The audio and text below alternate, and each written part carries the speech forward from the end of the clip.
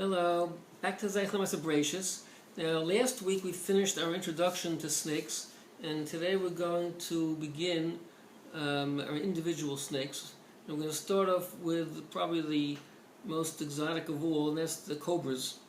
The cobras are there's a number of cobras, and they live in Africa, and they live in India, and some other places in South Asia and Southeast Asia.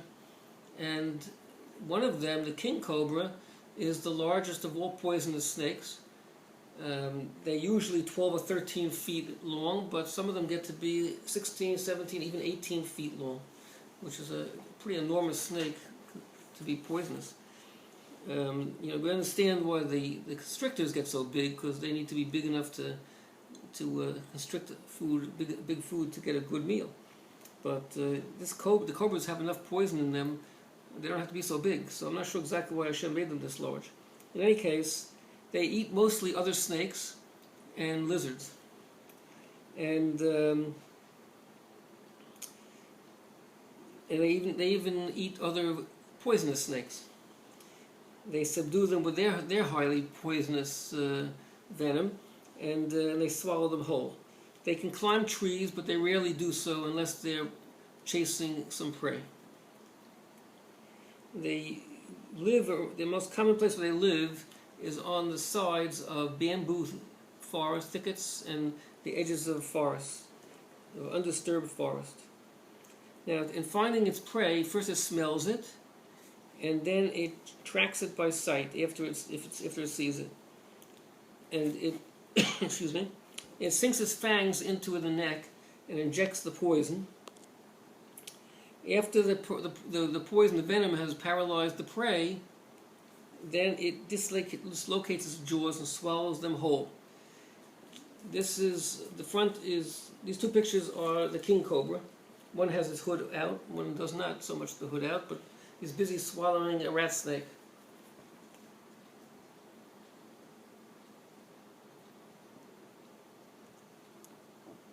Now, the king cobra will attack other venomous snakes, such as the kraits, other cobras even, as well as small pythons and reptiles, whose bodies circulate the venom at a slow rate.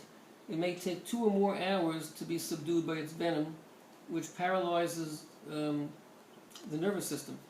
If it bites a warm-blooded mammal, that has a much faster circulation rate, so then the prey dies much quicker, because the venom, the poison, spreads around the body much quicker. Its venom is so strong, with a large dose,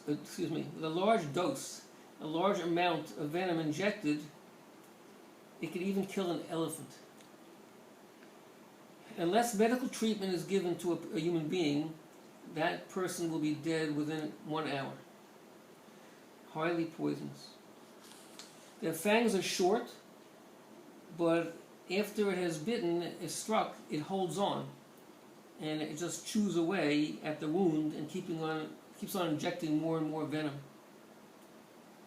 Now, there are some Asian cobras, such as Wrinkles cobra, Rinkhal.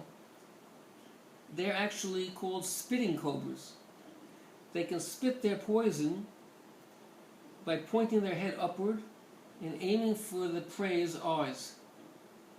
1 drop of cobra venom in the eye of a mouse is enough to kill it. A drop in the eye of a person can cause permanent blindness unless it's very quickly treated. 1 drop.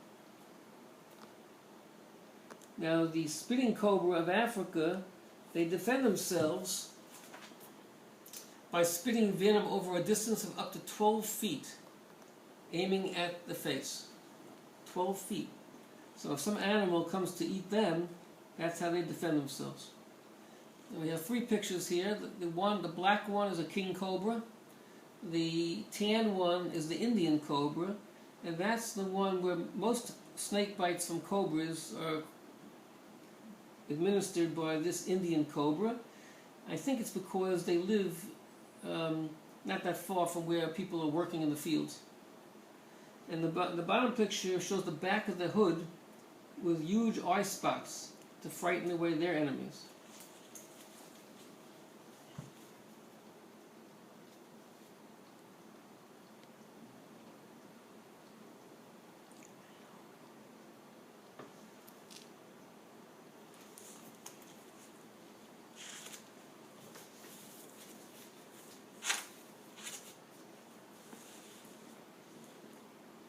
The king cobra's first defense is its camouflage colors of olive green, tan, or black with pale yellow crossbands, which breaks up its profile, so you can't see it so easily.